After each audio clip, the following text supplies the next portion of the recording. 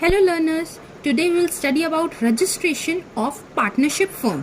Partnership firm का वैसे तो रजिस्ट्रेशन कराना कंपलसरी नहीं होता, वॉलंटरी होता है, ये उनकी पार्टनर्स की विल पर डिपेंड करता है। लेकिन अगर हम पार्टनरशिप का फर्म का रजिस्ट्रेशन नहीं कराते तो उसके कुछ ना कुछ कॉन्सिक्वेंसेस पार्टनर्स को झेलने पड़ते हैं। रजिस्ट्रेशन का मतलब होता है पार्टनरशिप एक्ट 1932 के अंदर अपनी फर्म को रजिस्टर कराना, रजिस्ट्रेशन ऑफ पार्टनरशिप फर्म कहलाता है। इसके लिए क्या प्रोसीजर होता है रजिस्ट्रेशन कराने का? It has to deposit a registration fee with the registrar of firm and fill the following details in the registration form. यानी कि किसी भी पार्टनर को पार्टनरशिप फर्म को रजिस्टर कराने के लिए रजिस्ट्रेशन फीस सबमिट करनी पड़ती है रजिस्ट्रार पे, और कुछ डिटेल्स अपने फॉर्म के साथ सबमिट करनी होती है। क्या क्या डिटेल्स उन्हें सबमिट करनी होती है?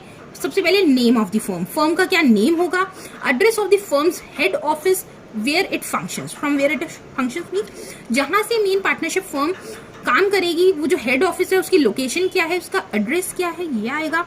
Address of the branches of the firm if any, अगर उसी फर्म के कुछ ब्रांचेस हैं अलग अलग जगह पे तो उन सारी जगह एड्रेसेस, उन सबके एड्रेस आएगा। Date of its formation, formation की डेट, और डेट जब कि पार्टनर्स ने ज्वाइन करा है वो, पार्टनर्स के नेम और उनके एड्रेस।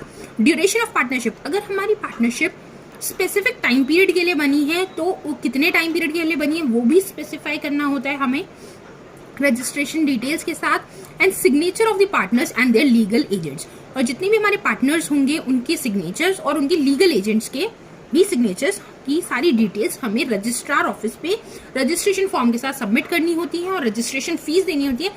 उसके बाद हमारी फर्म पार्टनरशिप एक्ट 1932 के अंदर रजिस्टर हो जाती है। कॉन्सिक्वेंसेज ऑफ नॉन रजिस्ट्रेशन, अगर कोई फर्म रजिस्ट्रेशन नहीं कराती है, पार्टनरशिप फर्म रजिस्ट्रेशन नहीं कराती तो उसको क्या कॉन्सिक्वेंसेज झेलने पड़ते हैं या क्या प्रॉब्लम्स उनके सामने आती हैं। No partner can file a suit against other partner, कोई भी एक पार्टनर दूसरे पार्टनर के अगेंस्ट सूट नहीं कर सकता अगर उसके साथ कोई प्रॉब्लम हुई है या कुछ डिफॉल्ट या फ्रॉड किया गया है तो इस केस में वो नहीं कर सकता।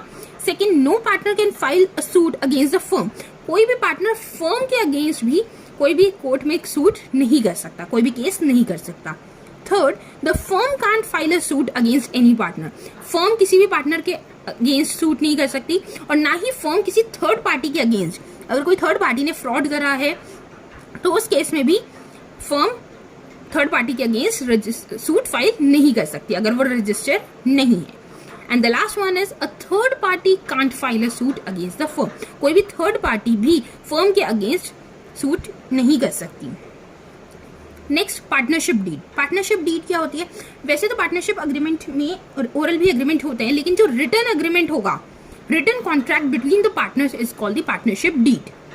Following content must be necessarily included, जब हम पार्टनरशिप डीड बनाते हैं तो उसमें कुछ पॉइंट्स होते हैं कि जरूर लिखे होने चाहिए पार्टनरशिप डीड के अंदर। Name and address of the firm, हमारी फर्म का क्या हमारी फर्म का क्या नेम होगा, क्या उसका एड्रेस होगा, किस लोकेशन पे वो है, ये हमारे को पार्टनरशिप डीड में लिखना होता है। Name and address of the partners, हमारे जो भी पार्टनर्स है पार्टनरशिप फर्म में उनका नाम क्या है, उनका एड्रेस क्या है जहां पर वो होंगे। Nature and scope of the firms business, जो हमारी फर्म है उसका क्या बिजनेस होगा और वो कितने स्कोप तक काम कर सकती है, उसका क्या नेचर होगा, ये डिटेल्स हमें पार्टनरशिप डीड में देनी होती है। ड्यूरेशन ऑफ पार्टनरशिप, अगर हमारी पार्टनरशिप किसी स्पेसिफिक टाइम पीरियड के लिए बनाई गई है तो कितने टाइम पीरियड के लिए बनाई गई है, 2 years 4 years, वो हमारे को पार्टनरशिप डीड में लिखना होता है। Contribution of capital by partners, partners ने कौन से पार्टनर ने कितनी कैपिटल लाई है इसकी details. Sharing of profit and loss, कि किस रेशो में वो शेयर करेंगे, इक्वली शेयर करेंगे या कैपिटल जिस रेशो में लाए हैं उस रेशो में वो शेयर करेंगे, वो डिटेल्स देंगे। Loan to and by partners, partners ने अगर फर्म को कोई लोन दिया है या फर्म से कोई लोन लिया है तो इसकी details. Commission and salary of partners, जो भी हमारे पार्टनर्स होंगे उनको क्या कमीशन दी जाएगी, क्या सैलरी प्रोवाइड की जाएगी, ये भी पार्टनरशिप डीड में होगा। Drawing and interest on drawings, drawings का मतलब होता है कि आप फर्म से वो पर्सनल यूज के लिए कुछ कैश मनी ले सकते हैं, और अगर वो मनी ले सकते हैं तो उस पर कितना इंटरेस्ट उन्हें चार्ज किया जाएगा पार्टनर्स को। Rights, duties and liabilities of partners, partners के क्या क्या राइट्स हैं, क्या ड्यूटीज हैं, क्या लाइबिलिटीज हैं, इसकी सारी details. Admission and retirement of partners, अगर कोई एडमिशन, रिटायरमेंट या डेथ पे क्या हमें कंडीशंस ली जाएंगी, किस तरीके से उनके अकाउंट्स को सेटल किया जाएगा, ये सारी डिटेल्स भी हमारे को पार्टनरशिप डीड में लिखनी होती है।